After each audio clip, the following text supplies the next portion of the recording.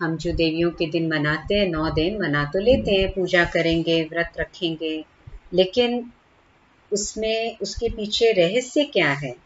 सालों साल हम नवरात्रे मनाते हैं, साल में 2 बार भी मनाते हैं, लेकिन क्या हम अपने अंदर इतनी शक्ति भरते हैं या बस देवी माँ की पूजा करके अपने को खुश कर लेते हैं, उनसे मांगने तक ही रह जाते हैं?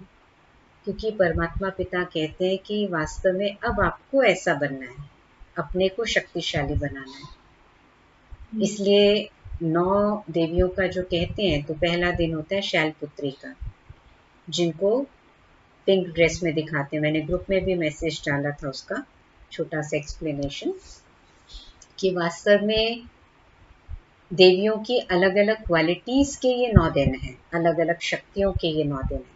तो पहली शक्ति होती है अपने जो शैलपुत्री जिनका दिन मनाते हैं, तो एक तो पिंक कलर की ड्रेस दिखाते हैं, उनको पिंक साड़ी में दिखाते हैं, जो एक खुशी का, एक जॉय का प्रतीक है। और दूसरा उनको पर्वत की पुत्री दिखाते हैं, जो एक स्ट्रेंथ का प्रतीक है, शक्ति का प्रतीक है। तो बाकी पहला दिन ये जो होता है, पहली शक्ति जो है वो है एक अपने अंदर झांकने की शक्ति, अंतर्मुखता की शक्ति, विड्रॉ करने की शक्ति। आज हमारा ध्यान बाहर बाहर बाहर बहुत है, कुछ देखने में, कुछ सुनने में, कुछ पढ़ने में, कुछ घूमने में, कुछ खरीदने में, है ना, चीज़ों की तरफ, लोगों की तरफ, बातों की तरफ बहुत ज़्यादा हमारा अटेंशन चला गया है। लेकिन आज ज़रूरत है अपने अंदर जाकर सब तरफ से विड्रॉ करके अपनी अंदर की शक्तियों को जागृत करने की। मैं ये नहीं कह रही आप शॉपिंग नहीं करो, आप बाहर का कार्य नहीं करो, वो सब करते हुए मुझे कुछ समय अपने अंतर के लिए भी निकालना। जैसे माँ बाप बहुत अच्छे हों तो बच्चों से क्या एक्सपेक्ट करते हैं कि बच्चों के अंदर भी वही गुण हो। माँ बाप के अंदर बहुत ताकत हो तो चाहते हैं बच्चे भी उनके ताकतवर हो। बच्चे कमज़ोर हो तो उनको अच्छा थोड़ी लगता है। जैसे रेसलर कोई होता है तो वो अपने बच्चे को रेसलर बनाना चाहेगा, कोई किसी और क्षेत्र में है तो वो चाहेगा ना वो चीज़ तो उसके बच्चे को आती हो। रेसलर का बच्चा एकदम सिकड़ा सा, कमज़ोर सा हो, जरा सा कोई हाथ भी लगा दे गिर जाए तो उसको तो शर्म आएगी ना कि देखो मैं रेसलर हूँ और मेरा बेटा इतना कमज़ोर। तो इसी तरह से हम देवियों की पूजा करते हैं, देवी को माँ कहकर बुलाते हैं, तो माँ मेरी इतनी शक्तिशाली और हम कमज़ोर। छोटी छोटी बातों में, चिंता में, निराशा में, उदासी में, परेशानी में आ जाएं, ये तो ठीक नहीं है। तो हम ये सोचें कि हमको वो मनाने के साथ साथ जो भी हम सेलिब्रेशन करते हैं, जो भी पूजा अर्चना करते हैं, जो भी व्रत उपवास करते हैं, उसके साथ साथ कम से कम 10-15 मिनट सारे दिन में, 24 घंटे में 15 मिनट, कोई ज़्यादा नहीं कह रही मैं, आप अपनी दिनचर्या की सेटिंग करोगे तो 15 मिनट निकल आएंगे। नहीं तो इन सेशंस का ही सहारा लेके वो 15 मिनट अपने को चार्जिंग में लगा दें कि कम से कम 15 मिनट मुझे अपने आप को शक्तिशाली बनाने में देना है। तब मेरे ये नवरात्रे सफल हैं, तब वो देवी माँ प्रसन्न होगी मुझसे। ऐसे थोड़ी प्रसन्न हो जाएगी बस मैं माँ को कहती रहूँ मुझे दे दो और वो देती रहे, बस खुद शक्तिशाली ना बनूं। जैसे बच्चा छोटा होता है तब तो माँ बाप ध्यान देते हैं उन पर, जब बड़े हो जाते हैं तब थोड़ी उन पर डिपेंडेंट रहते हो। फिर चाहते हैं बच्चे भी कमाएं, बच्चे भी इंडिपेंडेंट बने, अपना काम खुद कर सके सारा कुछ। 20 साल के हो जाएं, 25 साल के हो जाएं, फिर भी मम्मियाँ उनके कपड़े धोती रहें, प्रेस करती रहें, ऐसा नहीं चाहते ना। छोटा मोटा उनको कुकिंग भी आता हो ताकि कहीं भी पढ़ने के लिए या जॉब के लिए किसी और कंट्री में, स्टेट में जाना पड़े तो अपने को मैनेज कर सके। यही तो माँ बाप चाहते हैं। तो जिन देवी माँ की हम आराधना करते हैं 9 दिन तक, वो भी तो हमसे यही चाहते हैं। वो माँ है तो हम उनके बच्चे हैं, तो माँ बाप बच्चों से यही चाहते हैं ना कि बच्चे भी कुछ तो लायक बने, कुछ तो वो गुण अपने अंदर धारण करें।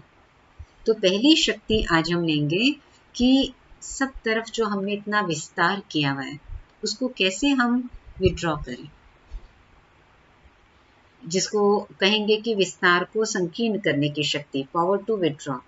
मान लो मुझे ट्रेन पकड़नी है और मुझे ट्रेन पकड़नी है और आप मेरे से मिलने आए हो, 10 मिनट रह गए ट्रेन छूटने में और आप कहते हो दीदी मुझे बहुत ज़रूरी बात बतानी है, और 10 मिनट तक अभी आपका इंट्रो ही चल रहा है, अभी आप मेन मुद्दे पर ही नहीं आए, तो मैं क्या कहूँगी, भाई आप मेरे को फ़ोन पे बता देना, तो मेरी ट्रेन छूटने का टाइम हो रहा है।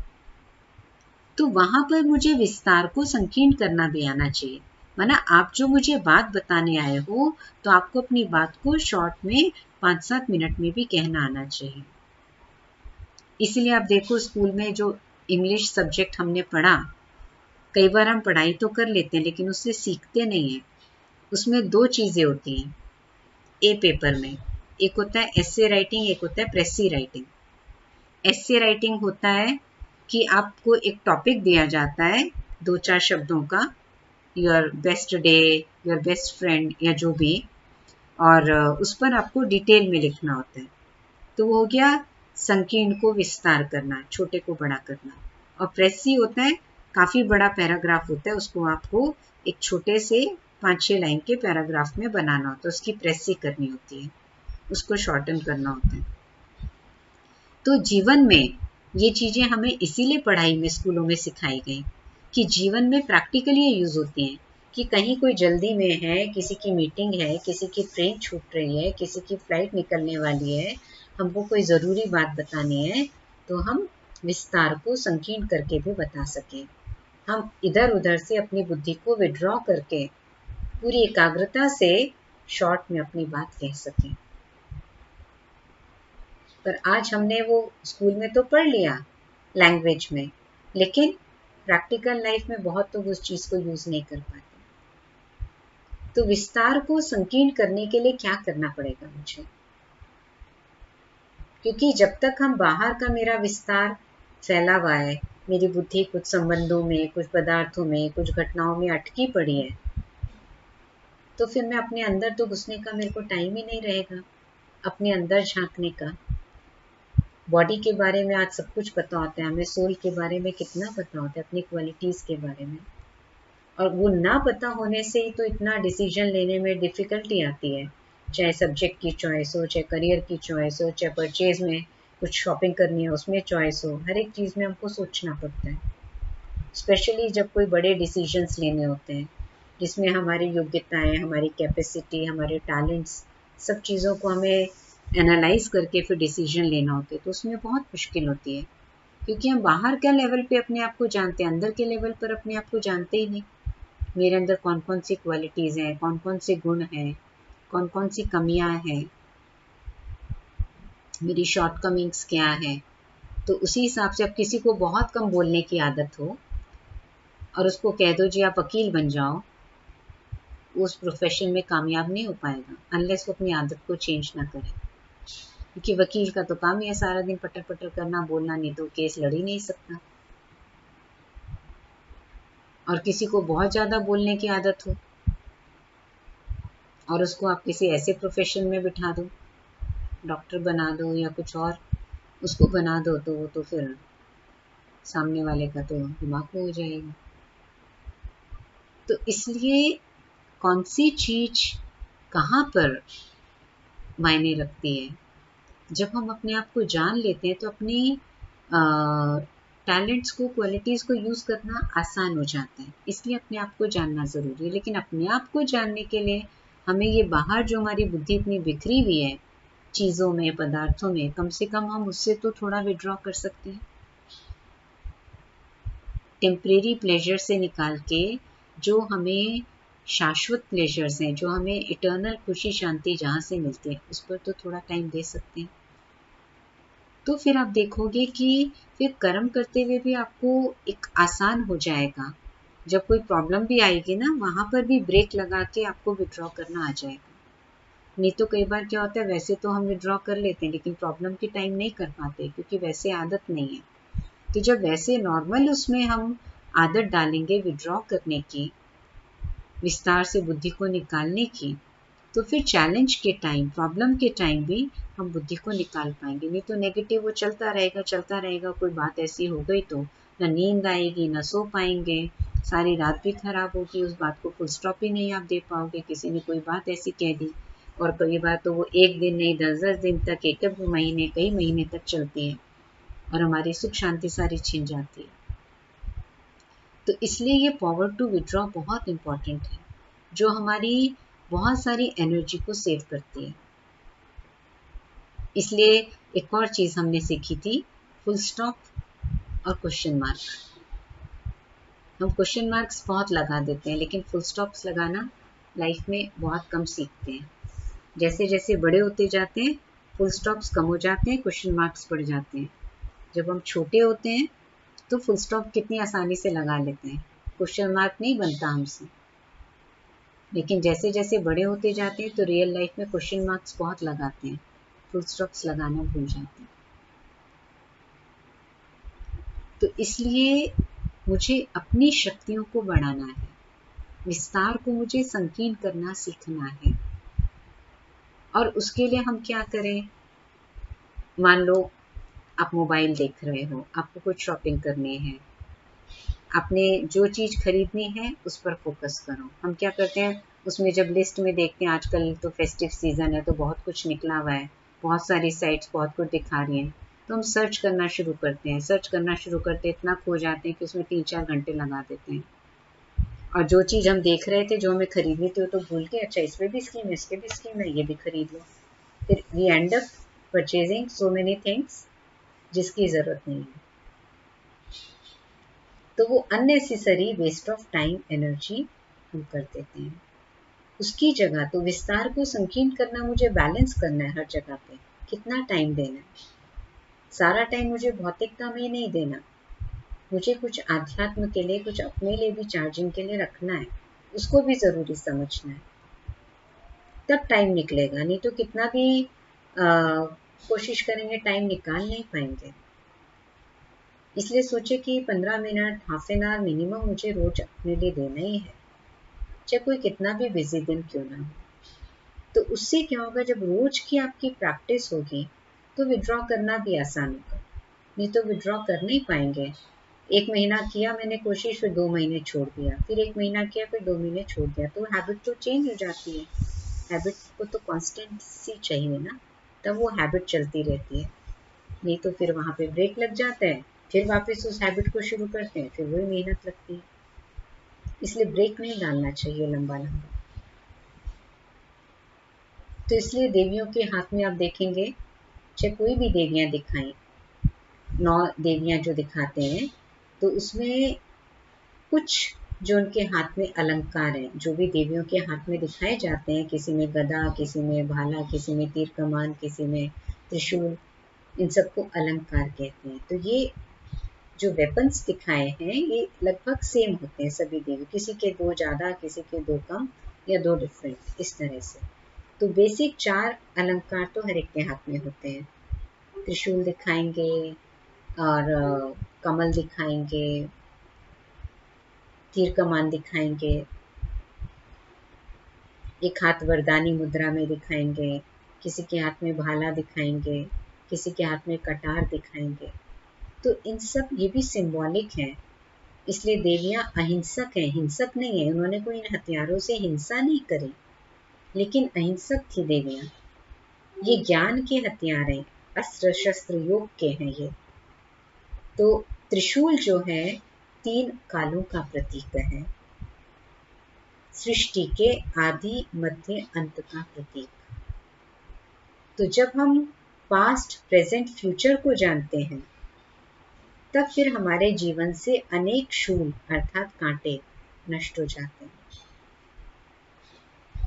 दुख रूपी कांटे जो हैं, मेरा पास्ट क्या था, मेरा प्रेजेंट क्या है, मुझे फ्यूचर में क्या बनना है। मान लो मैं एम रखती हूँ कि मुझे बहुत अच्छा इंसान बनना है, या मुझे देवताओं जैसे, दिन देवी देवताओं की पूजा करते हैं, उनके जैसे गुण धारण करने हैं। तो फ्यूचर मैंने वो एम रखा, तो प्रेजेंट में मैं वैसे ही कर्म करूँगी ना। तो इस तरह से पास्ट प्रेजेंट को जानने से फ्यूचर को हम बेटर बना सकते हैं। या जिसको दूसरे शब्दों में कहते हैं कि आप कोई भी कर्म करो, आगा पीछा देखकर करो, तीनों कालों को जानकर करो कि ये जो मैं कर्म करने जा रही हूँ, इसका रिजल्ट क्या होगा, वो सोच कर करो। तो हमेशा अच्छे कर्म की तरफ प्रेरित होंगे, बुरे कर्म से बच जाएंगे। या ये जो मैं बोलने जा रही हूँ, इसका कुछ नेगेटिव इम्पैक्ट तो नहीं होगा, जिसको कहते हैं पहले तोलो फिर बोलो। तो कई बार हम बिना सोचे समझे बोल देते हैं जो मर्जी, तीनों कालों को जानकर नहीं करते। तो कई तरह के हमारे नेगेटिव कर्मा बन जाते हैं, पाप कर्म बन जाते हैं। तो इसलिए त्रिशूल जो है तीनों कालों का भी प्रतीक है। त्रिशूल जो है तीनों शक्तियों का भी प्रतीक है, क्योंकि जीवन में हमें ताकत भी चाहिए, विद्या भी चाहिए और धन भी चाहिए। तो तीन जो मेन देवियां हैं उनका भी प्रतीक है, दुर्गा, लक्ष्मी और सरस्वती। क्योंकि एक से काम नहीं चलता, खाली धन है तो भी बेकार है अगर विद्या नहीं है आपके पास, खाली विद्या है तो भी बेकार है अगर शक्ति नहीं है। तो शक्ति भी चाहिए जीवन में, धन भी चाहिए, विद्या भी चाहिए। विद्या माना समझ, और केवल धन, स्थूल धन की बात नहीं है, लेकिन गुणों का धन, वो भी धन है। और शक्ति, बाहरी शक्ति नहीं, खाली फिजिकल शक्ति नहीं, लेकिन आंतरिक शक्ति, परिस्थितियों का सामना करने की शक्ति, उनको सहन करने की शक्ति, उनको परखने की शक्ति, बहुत सारी शक्तियां। तो ये सारी त्रिशूल इसका भी प्रतीक है। इसी तरह से जो कमल का फूल है वो प्यूरिटी का प्रतीक है। कमल का फूल आपने देखा है कीचड़ में खिलता है, लेकिन कीचड़ से न्यारा रहता है, उसके ऊपर कीचड़ का प्रभाव नहीं होता। तो इसी तरह से कहते हैं कि आप संसार में रहो, लेकिन संसार की गंदगी का प्रभाव आप पर न पड़े, आपकी अच्छाई का प्रभाव संसार पर पड़े। जैसे एक छोटी सी अगरबत्ती खुद जलकर सारे कमरे को सुगंधित कर देती है, और अगरबत्ती तो इंसान ने बनाई, तो इंसान की रचना में वो क्वालिटी है, या रूम फ्रेशनर होते हैं ना, तो इंसान की रचना में वो क्वालिटी क्या इंसान में क्यों नहीं हो सकती? वो क्यों नहीं बुरे वातावरण में भी अच्छे गुणों को शेयर कर सके, बुराई से बचा सके अपने को, या बुराई कोई करने जा रहा है उसको भी डाइवर्ट करके अच्छाई की ओर मोड़ दे। है इंसान में शक्ति, लेकिन यूज करने की बात है। तो इसलिए त्रिशूल तीनों देवियों का भी प्रतीक है, तीनों कालों का भी प्रतीक है। इसी तरह से कमल का फूल जो है वो बुराई पर अच्छाई की जीत का प्रतीक है, जिसको कहते हैं संसार में रहो, संसार आप में न रहे,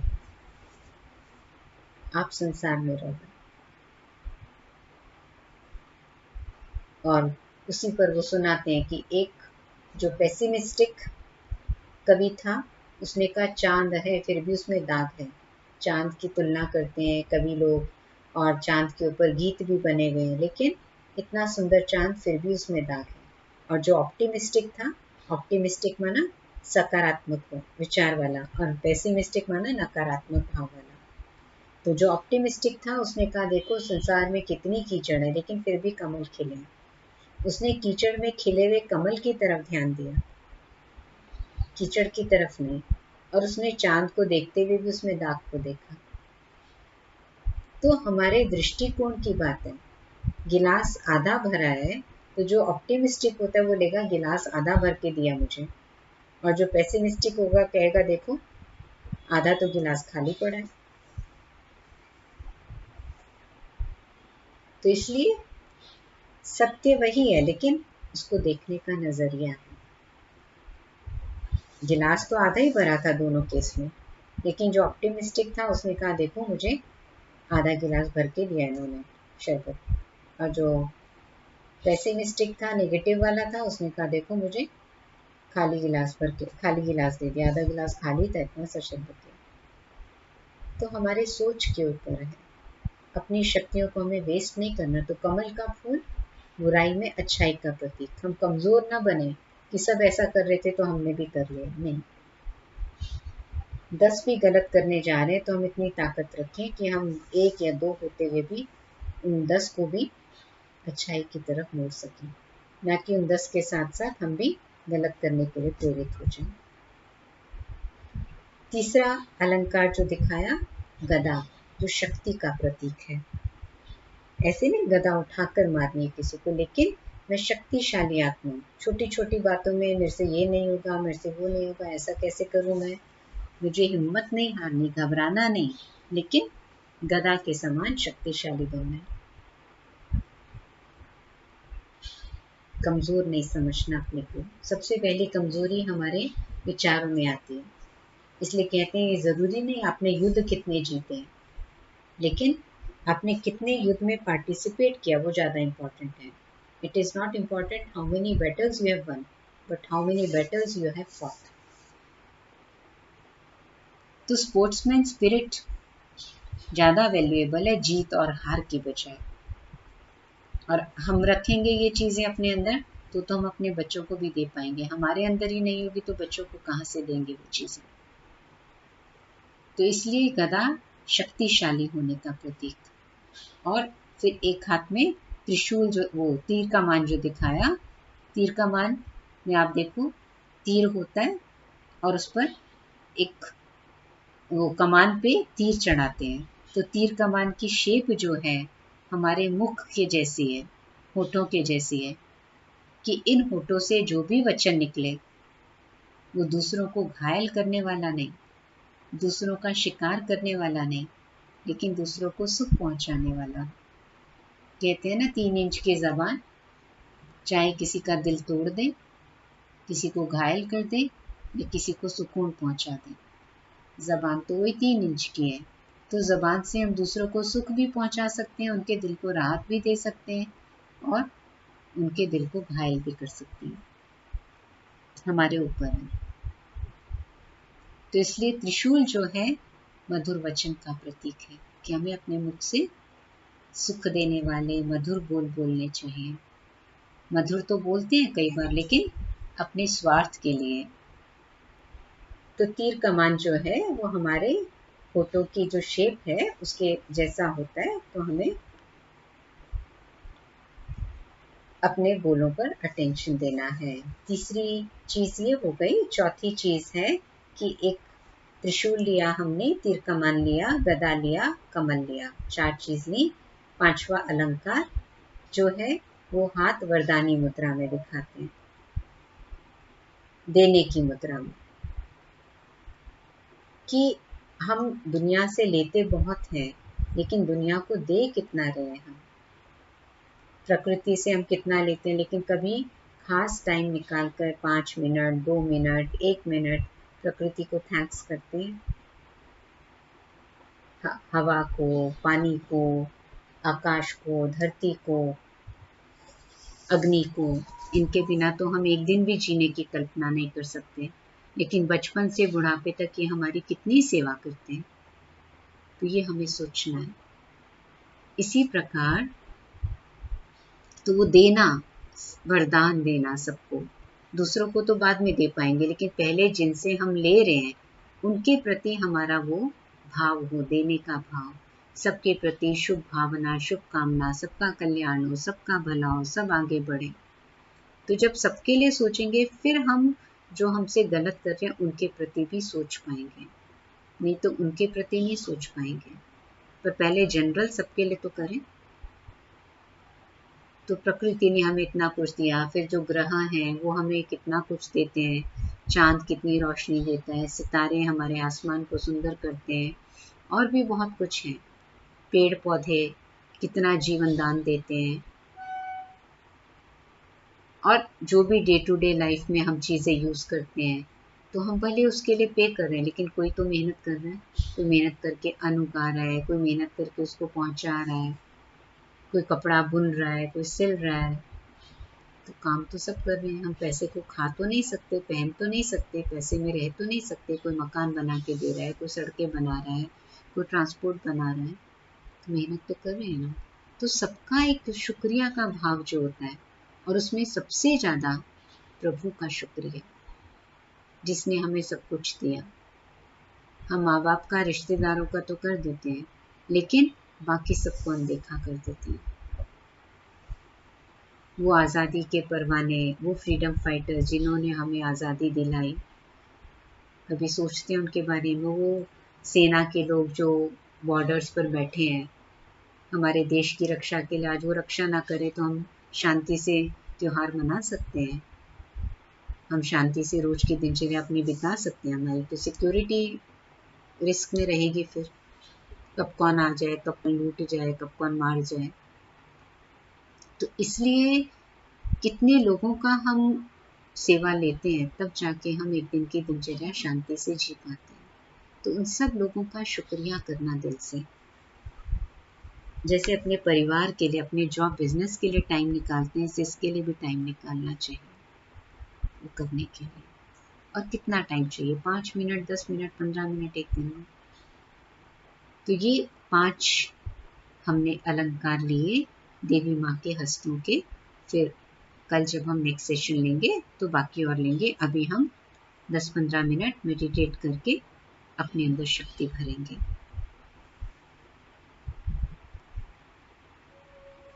सब तरफ से अपने ध्यान को निकालकर मस्तक के बीच में एकाग्र करें। मैं एक आत्मा, एक बिंदु, एक लाइट, एक एनर्जी हूँ।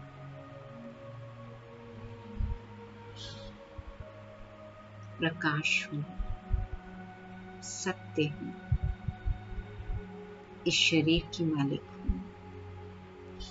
इमेजिन करें मस्तक के बीच एक सितारा चमक रहा है, ये मैं हूँ।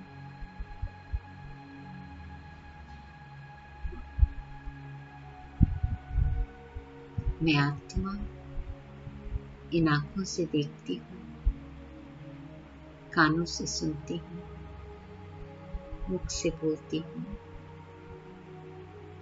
लेकिन इनसे अलग हूँ।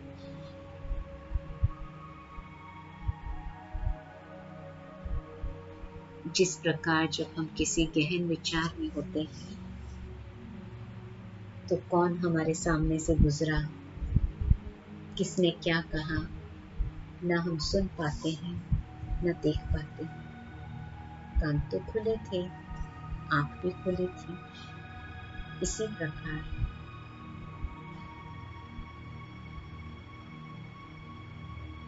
हमें अपने कर्म इंद्रियों से बुद्धि को समेटने का अभ्यास करना है। आसपास क्या हो रहा है न सुनना है, न देखना है। मेडिटेशन के टाइम केवल मन के विचारों पर फोकस करना है और मन के विचारों को भी दिशा देनी है ताकि मन शक्तिशाली बने।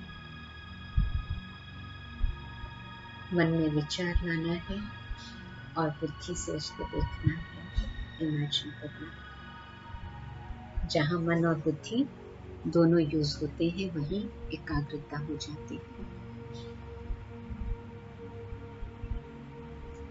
देखिए अपने सितारे को। मैं आत्मा शांत स्वरूप हूँ, शक्तिशाली हूँ, सुखी हूँ।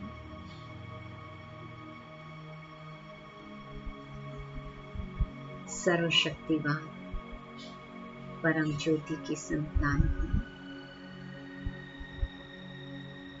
उन्होंने मुझे बहुत सारे गुण और शक्तियों से सजाकर इस धरा पर भेजा है।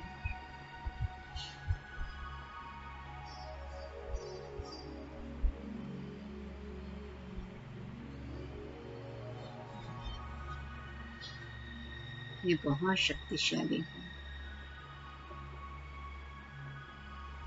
मेरे अंदर ताकत है अपनी कर्म इंद्रियों को नियंत्रण में रखने की, ताकि मैं जो चाहूँ वही आंखें देखें, मैं जो चाहूँ वही कान सुने और मैं जो चाहूँ वही मुख बोले।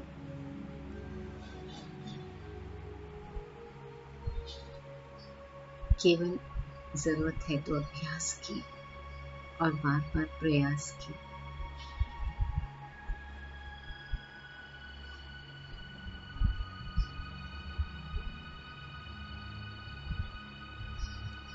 अब कल्पना करें सूर्य के समान परमात्मा पिता मेरे सामने है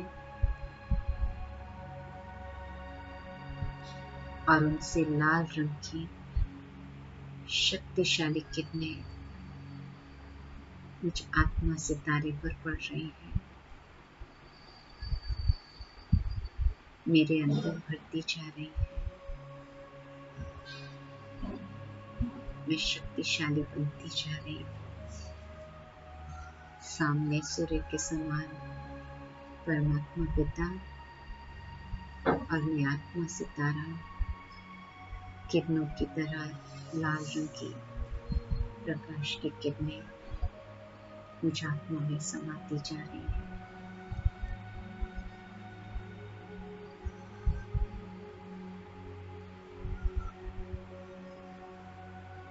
और मैं शक्तिशाली बनती जा रही हूँ।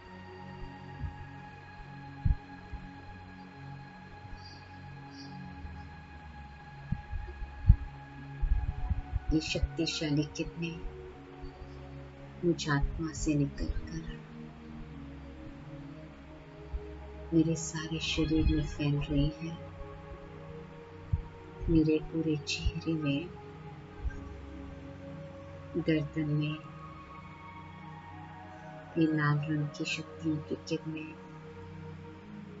दोनों बाजुओं में, हृदय में, लंग्स में, शरीर के एक एक ऑर्गन में और फिर पाँव में, पाँव की उंगलियों तक, सर से लेके पाँव की उंगलियों तक पूरा शरीर इन लाल रंग की किरणों से, इस ऊर्जा से भरपूर हो गया है।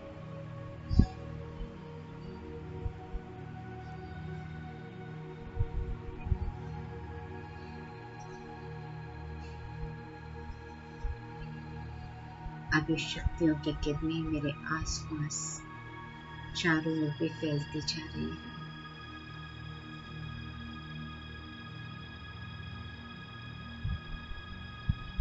और एक शक्तियों के ऑरा का निर्माण कर रही है, जिसके अंदर मैं पूर्णतः सुरक्षित हूँ। कल्पना करेंगे एक लाल रंग का सर्कल मेरे चारों ओर बन गया है।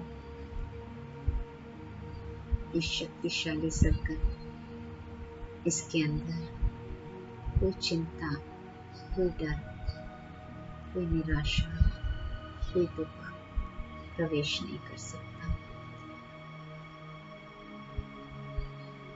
मैं आत्मा इस शक्तिशाली कवच के अंदर सुरक्षित हूँ।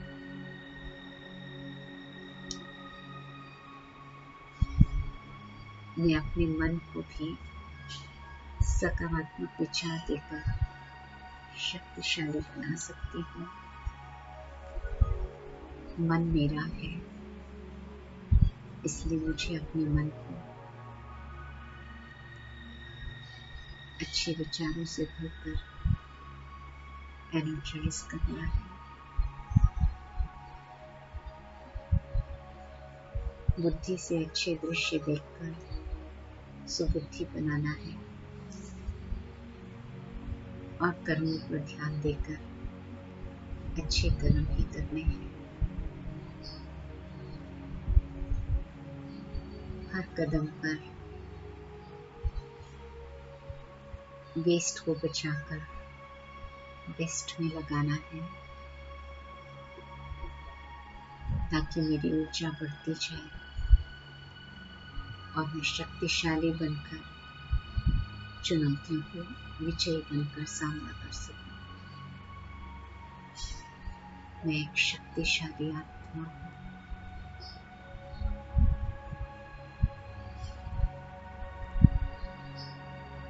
पर्वत के समान अचल अटूट।